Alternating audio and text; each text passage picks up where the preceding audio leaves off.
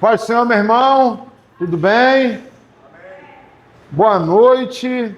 Estamos aí hoje mais uma vez para dar seguimento ao nosso estudo de Efésios 4, ao qual eu gostaria de te convidar a abrir o livro, por gentileza. Uma das epístolas paulinas, tá? A gente já falou sobre Efésios 1, Efésios 2, Efésios 3 foi semana passada e Efésios 4 é hoje. Vou recapitular um pouco com você sobre Efésios 3.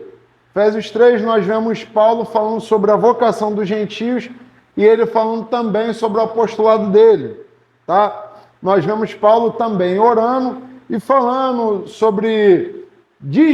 Semana passada nós desmistificamos a questão do mistério. Tá bom? Se você quiser descobrir e acabar com essa questão da forma que o pessoal coloca de forma totalmente errada, você tem lá no YouTube, Igreja Cristocêntrica, Efésios 3. Tá bom? Você pode procurar lá. Porém, hoje nós vamos falar do capítulo 4. Tá bom? Você já abriu aí? À medida que você for abrindo, me dá um amém, me dá um alô, tudo beleza, tudo jóia. E Paulo, ele enfatiza a importância, nesse capítulo, da unidade do corpo de Cristo e da diversidade dos dons espirituais. Porém, ele deixa bem claro o motivo para que os dons espirituais foram dados à igreja. Para quê? Para edificação e crescimento da mesma. Ou seja, os dons espirituais, a gente vai ver aqui daqui a pouco quais são eles, e à medida do possível para que cada um deles serve, e a gente vai entender algumas coisas mais, tá ok? Ele também traz para nós exortações sobre a maneira como o cristão deve viver depois que ele tem a sua nova identidade em Cristo, tá bom? Tendo dito essas coisas, queria pedir para alguém ler para mim do versículo 1 ao versículo 6, por gentileza. Rogo-vos, pois, eu, preso do Senhor, que andeis como é digno da vocação com que foste chamados. Toda humildade e mansidão, com longanimidade, suportando-vos uns aos outros em amor, procurando guardar a unidade do Espírito pelo vínculo da paz. Há um só corpo e um só Espírito, como também foste chamados em uma só esperança da vossa vocação. Um só Senhor, uma só fé, um só batismo, um só Deus e Pai de todos, o qual é sobre todos e por todos e em todos. Amém. Aqui, meus irmãos, nós vemos algo muito interessante. Paulo nos mostra o seguinte: ele nos diz que ele deixa bem claro que ele está sendo preso, tá? Que ele está preso. Mas no capítulo 3 nós vemos que ele deixou bem claro que ele foi preso por amor aos gentios em Éfeso. Por quê? Porque ele foi preso por anunciar a Cristo. Amém? E aqui no capítulo 4 ele fala de novo que está preso. Não cita a questão do amor. Por quê? Ele já citou isso outra vez, mas ele chama a atenção para algo muito interessante. A maneira digna da vocação para o qual nós fomos chamados. E o que isso significa? Irmão, eu e você estamos em Cristo, fomos chamados por Cristo, estamos vivendo nele, para ele e por ele. Amém? Glória a Deus. Porém, o que nós temos que ter na nossa mente é uma coisa. Estar em Cristo traz todo um qualitativo e toda uma forma de vivermos para ele e em prol dele. Tá bom? Isso que Paulo chama da digna vocação. Por quê? Olha, eu não vivia em Cristo, eu mentia. Eu posso mentir agora que eu estou em Cristo? Não.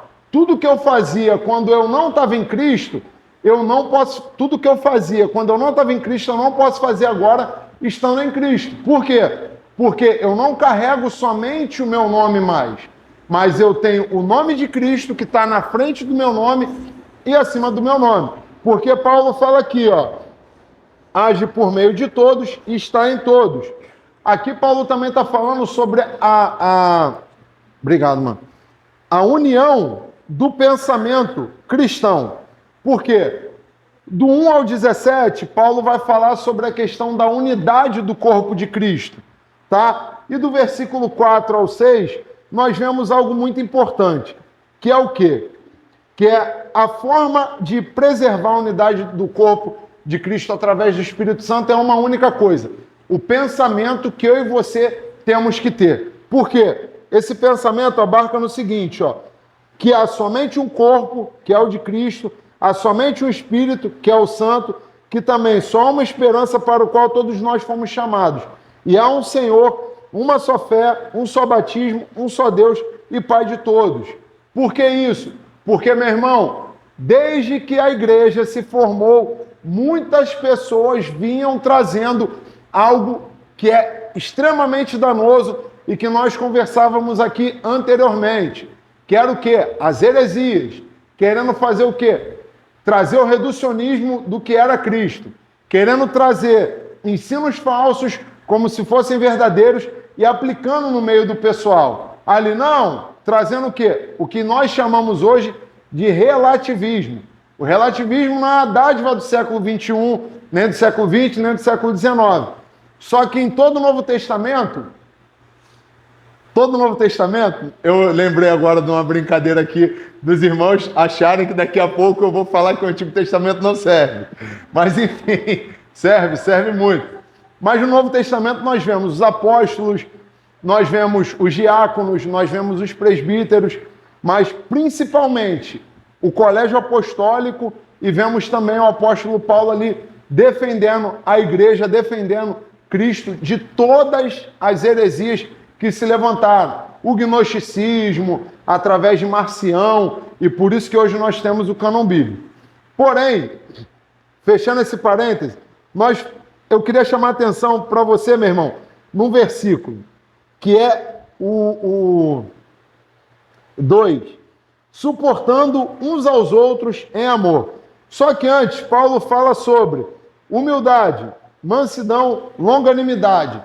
Aonde nós vemos esses três quesitos que Paulo cita?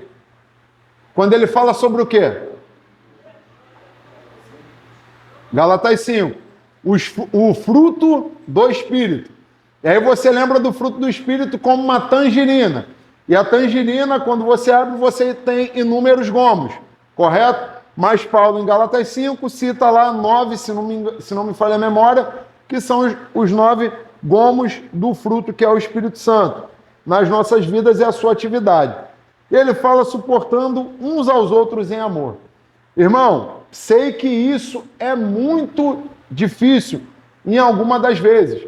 Porém, eu e você fomos chamados para quê? Para amar ao próximo como a nós mesmos. Porque se eu não me amo, eu não vou conseguir amar você.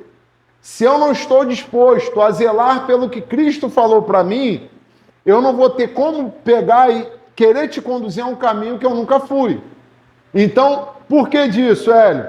Porque, irmão, o amor, ele está aqui, ó.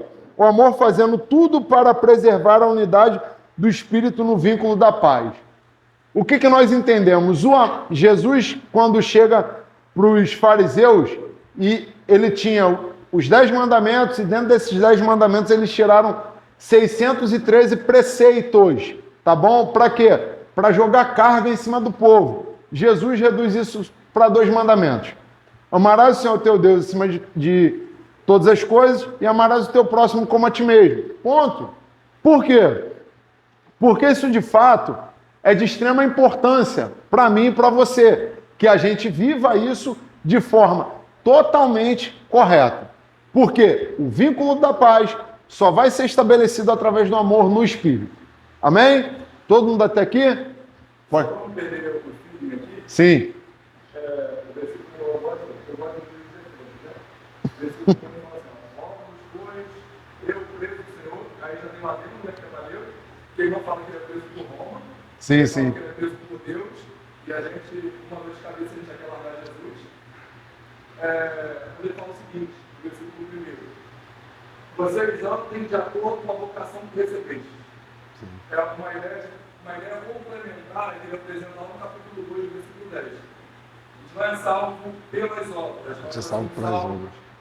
Para as obras. Então é que você não tem que andar em humildade, mansidão e amor para que você seja vocacionado. Você é vocacionado. Por isso você precisa andar em humildade, mansidão e amor. Isso que você está falando é bem interessante, porque hoje em dia o que é que a gente vê? Que você faz as coisas para receber. Ou seja, a gente vive hoje preceitos teológicos um tanto errados, porque você não vive, a gente acredita que é a consequência, ou seja, eu tenho que fazer para receber. Não, a Bíblia não trabalha assim, tá? A gente faz porque a gente é, ponto. A gente foi chamado por Cristo e por isso a gente faz, entendeu? Agora, a gente vai ler do 7 ao 16, por favor.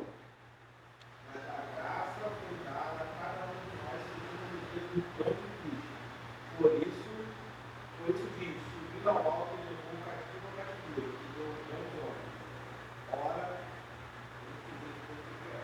Ora, isto eu subiu, que, se não também antes ter descido as partes mais baixas da terra, aquele que desceu é também o mesmo que subiu acima de todos os céus, para cumprir todas as coisas. E ele mesmo deu muito para apóstolos, e outros para profetas, e outros para evangelistas, e outros para pastores e doutores, querendo o aperfeiçoamento dos santos para a obra do ministério, para a edificação do corpo de Cristo. Foi até o 17, até o 16? Isso. Até que todos cheguemos à unidade de fé e ao conhecimento do Filho de Deus, ao homem perfeito, à medida da estatura completa de Cristo, para que não sejamos mais inimigos inconstantes, levados em roda por todo o vento de doutrina, pelo engano dos homens que as se enganam fraudulosamente. Antes, seguindo a verdade em amor, pensamos em tudo naquele que é cabeça, Cristo, do qual todo o corpo bem ajustado e ligado pelo auxílio de todas as juntas, segundo a justa operação de cada parte, faz aumento do corpo para a sua edificação em amor. Então, a edificação do corpo, a gente vê aqui no último versículo, que é em amor. Eu vou já abrir essa questão dos dons dizendo para vocês que apóstolo que a gente vê hoje é mentira. Todo carinho a você, o dom apostólico, como é utilizado hoje, é falso. Por que é falso? Vamos lá. Qual é a característica de todos os apóstolos do colégio apostólico? Todos eles andaram com quem? Com Jesus, correto? Todos eles viram Jesus após a sua morte e ressurreição, correto? O último a ter um encontro com Cristo foi quem? O apóstolo Paulo, tá? Então, ou seja, hoje o que você vê como apóstolo é a nomenclatura, tá, para um dono de religião. Em que sentido?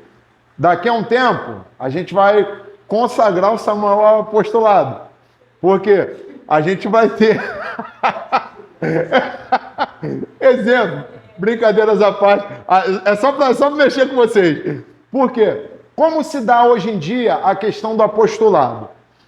O pastor, líder da igreja, ele chegou, tem 2.000 membros na igreja cristocêntrica. A igreja cristocêntrica foi abrir uma nova filial, encheu também, tem mais 1.000 lá, e de lá abriu outra, abriu... Aí tem 100 filiais, cada uma com 1.000 membros. Ninguém deu um glória, era para você dar um glória. Né? E aí o que acontece? Junta meia dúzia de gato pingado lá, tá... que é esse problema não, né, pastor? E aí o que acontece? Juntam-se esses pseudo-apóstolos, vão chegar, vão chamar o Samuel. Samuel, ajoelha aí, joga a bandeira do Brasil nas costas dele, joga a bandeira de Israel, pega o chofar, enche o chofar de azeite que ficou embaixo da... Ah, ele foi até embora lá. Gente, a câmera tinha que pegar essa cena agora. Ia ser maravilhoso. E o Samuel tá lá de joelho, e a galera vai derramar aquele óleo nele, aí agora ele não pode ser chamado por outro nome, a não ser apóstolo. Gente, isso é uma loucura, mas por quê? Porque ele é o dono daquela bandeira. Não importa se é para Cristo, o importante é que está dando certo, e se está dando certo, vamos reconhecer ele, aí bota ele nos congressos. Tá...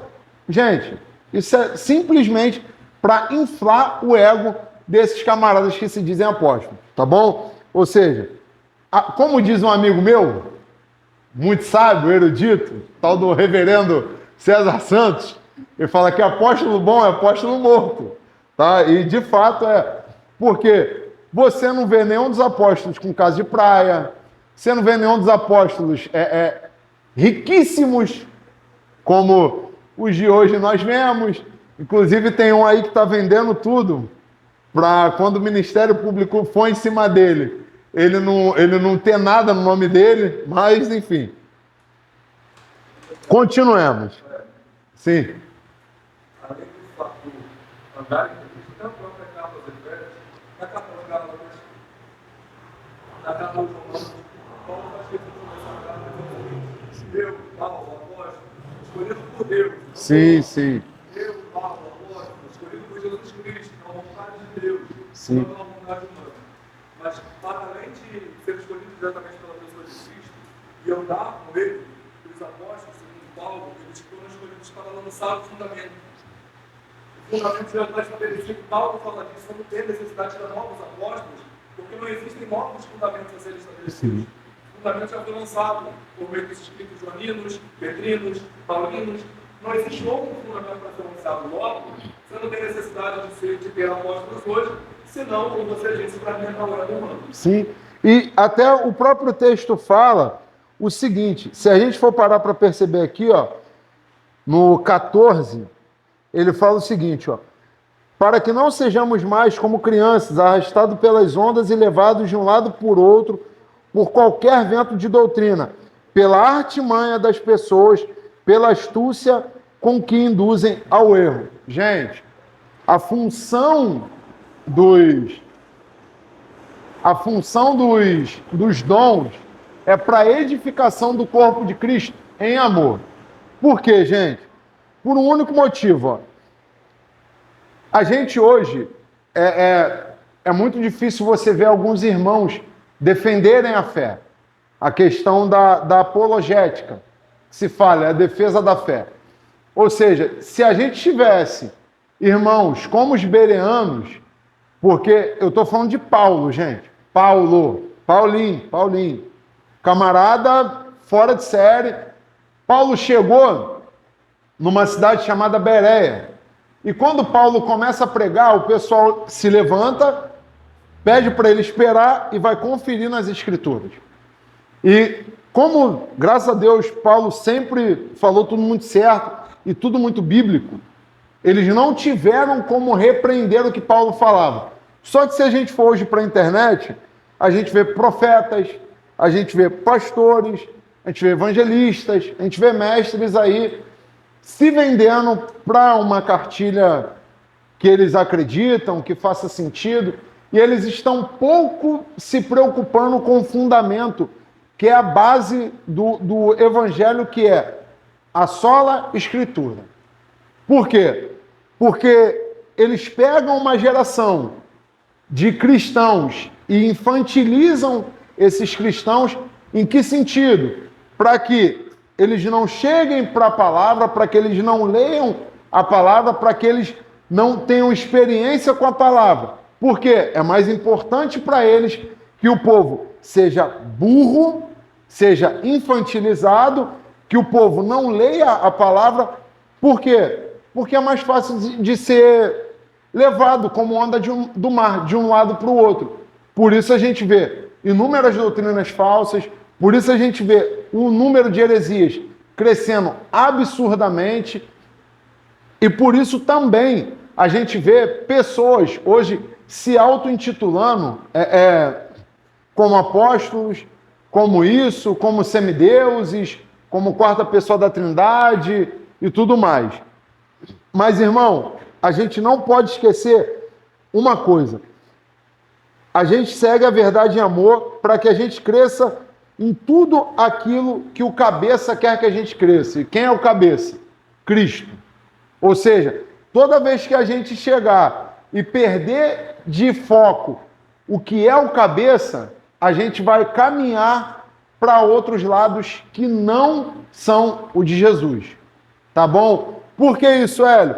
Porque, graças a Deus, hoje aqui, você é incentivado, você tem EBD, você tem os cultos de quarta-feira, que são expositivas de capítulos bíblicos. Você tem no domingo também, através das pregações, expositivas de capítulos bíblicos também. Para quê? Porque a gente vai abrir o texto, explicar o texto e aplicar o texto. Porque fora disso, é totalmente aberto para heresia, tá? Porque, não, o que texto quer dizer? O texto quer dizer aquilo que ele disse, ponto. O que está escrito no... Como é que é o termo que se fala? O que o texto está dizendo subliminarmente, nas entrelinhas do texto. Eu odiava quando eu ouvia isso. Nas entrelinhas do texto, o que ele está dizendo? Meu irmão, o texto ele tem o seu contexto totalmente direcionado para aquelas pessoas da época, para combate de heresias ou fortalecimento cristão, e nada do que a gente vê na Bíblia antigamente sendo combatido, a gente não vê nada diferente hoje em dia. Muito pelo contrário. Tudo que eles combatiam naquela época, a gente vê hoje em dia, de repente com outro nome, ok, mas a gente vê da mesma forma hoje, tá? E aqui Paulo deixa bem claro que Cristo, segundo a justa cooperação de cada parte, efetua o seu próprio crescimento para a edificação de si mesmo em amor. Por quê? Meu irmão, os dons, cada um deles tem a sua função. Cada um deles opera de uma maneira. Porém, a função deles é ajustar o corpo de Cristo para o seu crescimento em amor. Somente. Vamos lá, aí tem aquela máxima. Não, o evangelista vai lá, pesca, o pastor vai lá, cuida, o mestre vai lá, ensina, o profeta vai lá, aponta o caminho, o apóstolo vai lá, está morto, que não adianta, apóstolo bom é apóstolo morto. Gente, apóstolo não existe, pelo amor de Deus. Tem que falar, porque é até um desabafo também, porque eu vim de um tempo,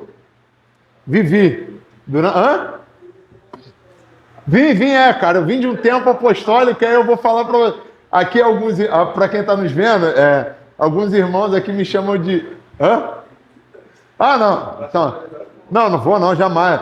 Eu vim de uma época que eu vim conhecer o evangelho genuíno, de fato, tem pouco tempo não, começar a ler a Bíblia da forma correta, gente. Por quê? Porque eu era muito judaizante. Muita coisa. Vou te falar, cara, eu aprendi mais da história de Israel, se bobear, do que da história do Brasil.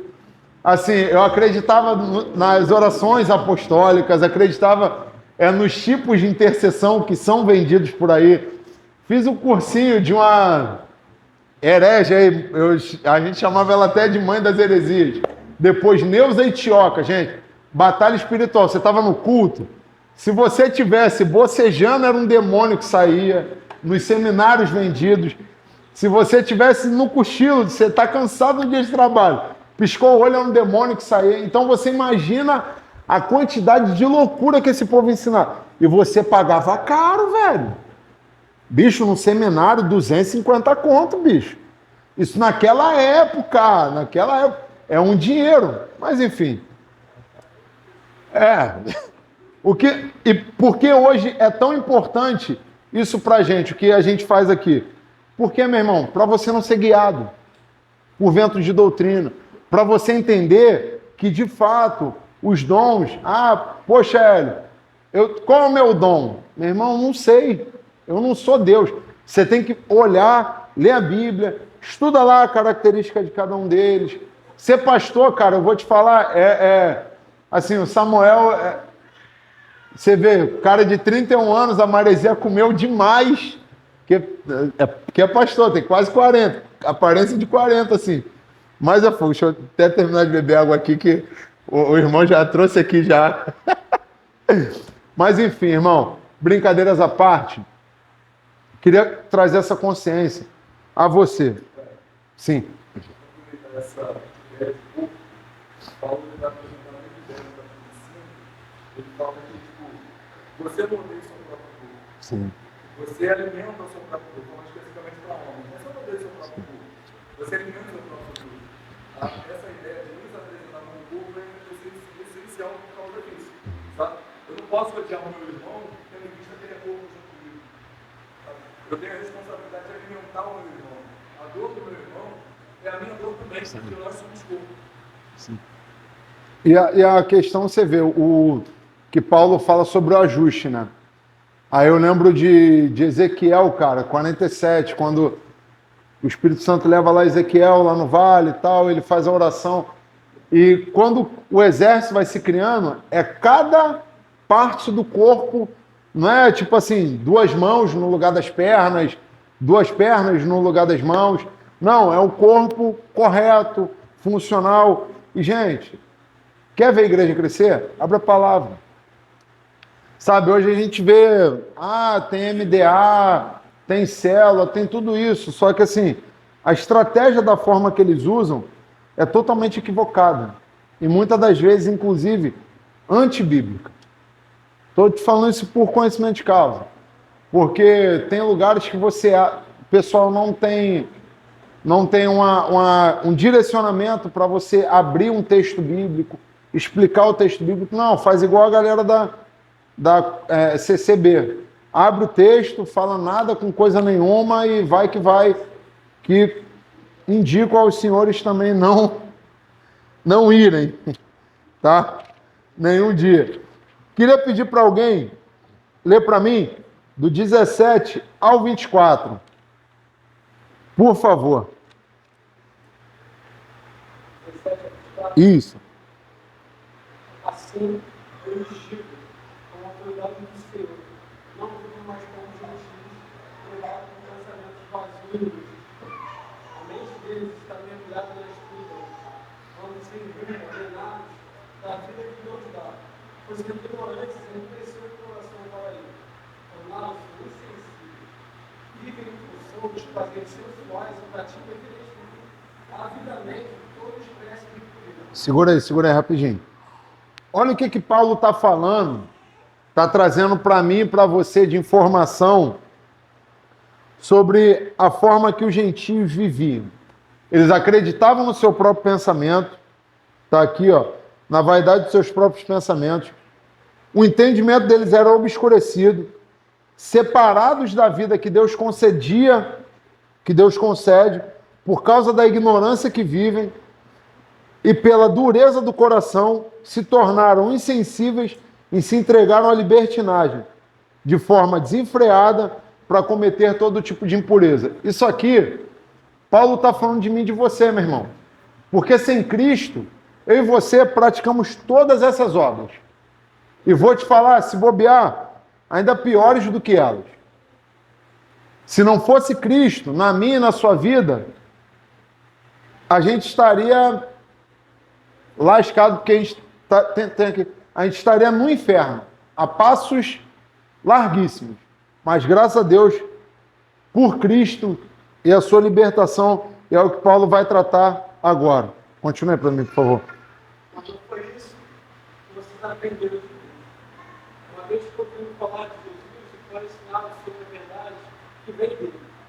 Livre-se de sua antiga natureza, de seu velho modo de viver como entorpecendo o futuro e pelo engano. Deixe que o Espírito renove seus pensamentos e atitudes. Revistam-se de sua nova natureza, criada para ser verdadeiramente justa e santa como Deus.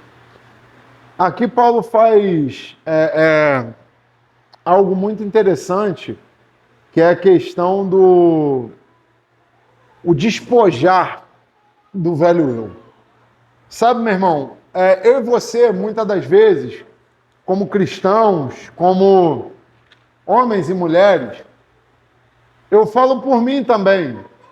Assim como você é pecador, eu também sou pecador, também peco.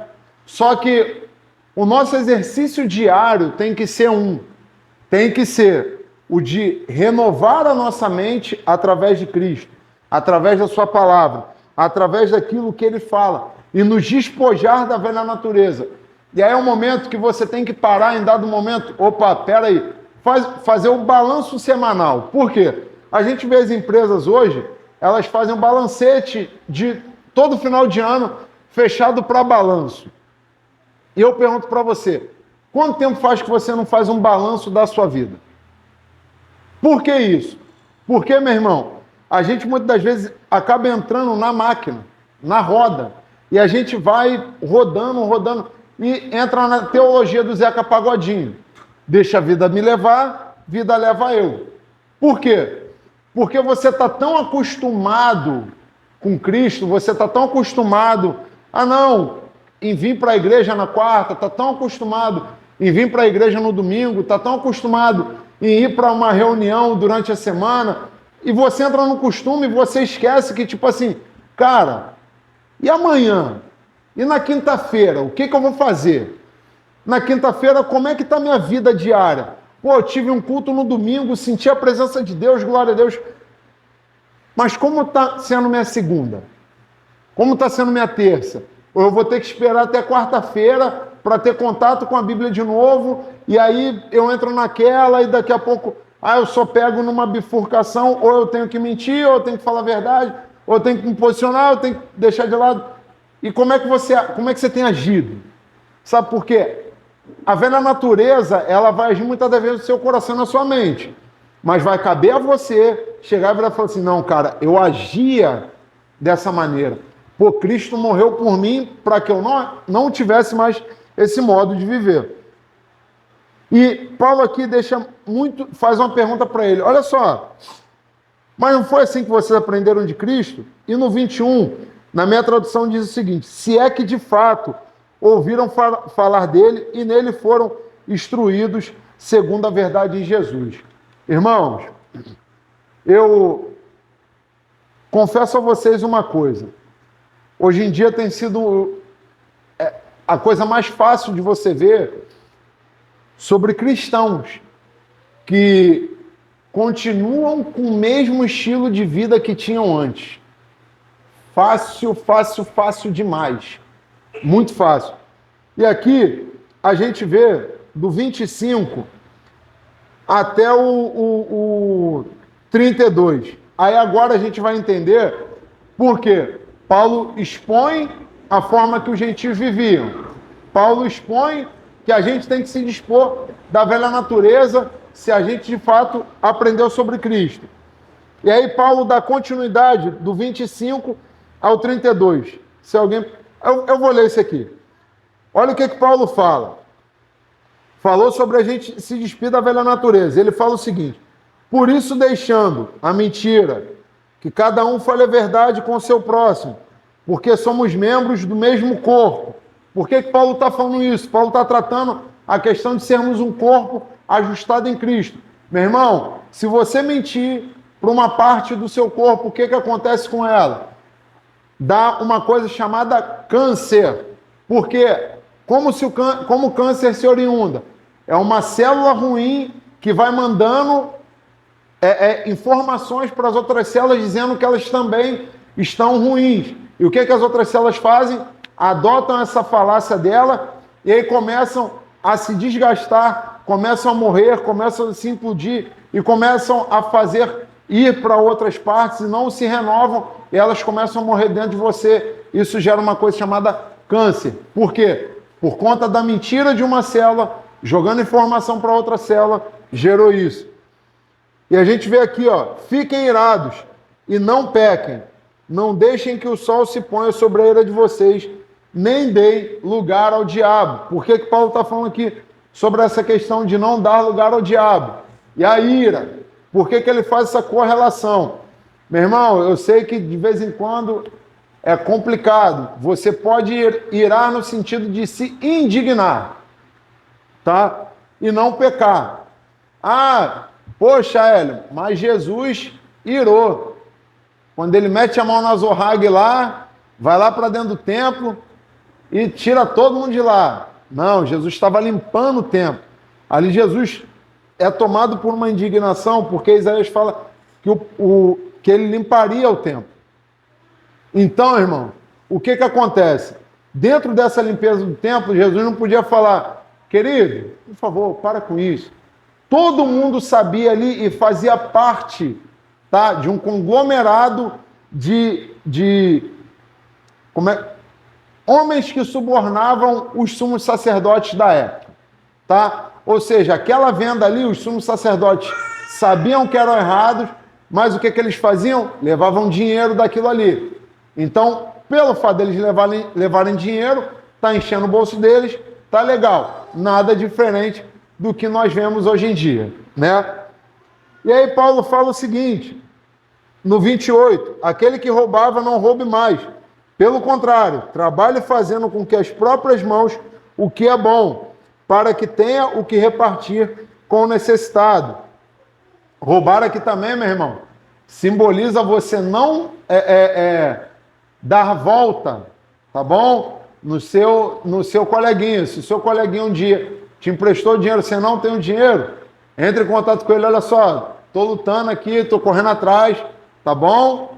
Mas por quê? Roubar. Roubar não é só pegar, armar, meter a mão numa arma, furtar, roubar, esse tipo de coisa não, tá? Quando a moça me dá um troquinho a mais lá na padaria e eu não volto para devolver, eu também sou um ladrãozinho, tá bom? E a gente vê aqui, ó, esse agora, meu irmão, não saia da boca de vocês nenhuma palavra suja. Então, essa daqui, a minha Bíblia está mais escancarada, né? Mas de alguns irmãos está torto. Um dia, irmãos, eu fui repreendido pelo nosso pastor. E graças a Deus por isso. Vocês verem como é que as coisas são. Não achem vocês que o negócio aqui não pega fogo, não, que pega. Tá? Ele chegou, meu irmão, vem cá. Deixa eu te falar, eu sei que da onde você vinha, essa palavra aí, poxa, eu não vou repetir agora que eu não sou nem louco, oxe. Eu acho que senão ele vai orar ali, uma ursa vai vir. Também não é o momento. Mas ele falou assim, ó, da onde você vinha, isso aí, poxa, eu entendo que isso isso fazia até sentido. Porém, não é legal, isso é uma palavra torpe, isso é uma palavra suja. Eu virei e falei, opa, já não está mais aqui quem falou, me perdoa. E desde então, graças a Deus, quando ela vai sair, eu lembro do que vovó também falou, para que os dentes servem? Para poder travar a palavra errada, e foi isso. Mas aqui Paulo dá uma instrução para a gente. Não sai da sua boca nenhuma palavra suja, mas unicamente a que for boa para edificação conforme a necessidade, e assim transmita graça aos que ouvem. Meu irmão, se da sua boca não está saindo graça para quem está ouvindo, e ela não está sendo para uma edificação do teu irmão, a gente tem que rever o que a gente está falando. E tem que rever legal. Eu sei que às vezes a gente está numa roda de amigo, aí começa e tal, aí tu, pô, meu irmão, aí começa as brincadeirinhas, aí tu, pum, fica quieto. Ou então, galera, pô, minha mãe tá chamando, vou levar largatixa no fisioterapeuta, tá bom? Tchau e benção. E sai saindo de fininho. Por quê? A Paula gosta. Não, mas por quê? Porque, meu irmão, você tem que ter alguma forma de sair dali. Por quê, meu irmão? Porque senão você começa a adotar aquele tipo de fala. E aquilo ali vai te contaminando, e pelo fato de você estar todo dia ali, aquilo ali vai fazendo parte do teu linguajar. E aí, por fazer parte do teu linguajar, em algum momento sai, cara. Em algum momento sai. E aqui a gente vê também o seguinte, no 30, e não entristeçam o Espírito Santo de Deus, no qual vocês foram selados para o dia da redenção.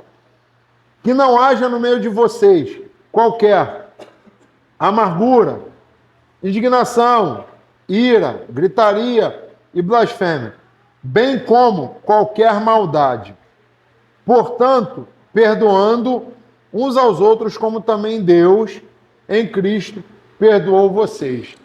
Aqui Paulo faz o ápice da exortação ao caminho de santidade que a gente tem que ter. Porque a Bíblia vai nos ensinar que sem santidade ninguém verá o Senhor. Por que, meu irmão, é importante a gente viver em santidade? Porque a gente está mostrando que Cristo é mais importante do que a vida que eu vivia. Porque viver em Cristo, estar em Cristo, viver para Cristo é muito mais importante do que aquilo que eu fazia. Porque a mensagem que a gente manda para o céu com a nossa forma de agir é o seguinte, olha só, eu até gosto, até tá legal, mas não é aí que eu quero morar. Porque, meu irmão, se você quer estar com Cristo, a eternidade, e aqui em terra você não ora, você não faz um jejum, você não lê uma palavra, você não ajuda o teu próximo, você não procura ver se o teu irmão está precisando de alguma coisa, necessitado, se você continua com práticas da tua velha natureza, sinto te informar, você não vai para o céu. Você vai para o inferno. Tá bom, meu irmão? Por quê? Porque o chamamento de Paulo aqui, a santidade, é para quê? A gente abandone as velhas práticas, se despoje. O que é o despojar? É como se eu tivesse uma capa presa ao meu corpo, eu tiro aquela capa dali com tudo e troco a minha vestimenta. Troco por novas vestes.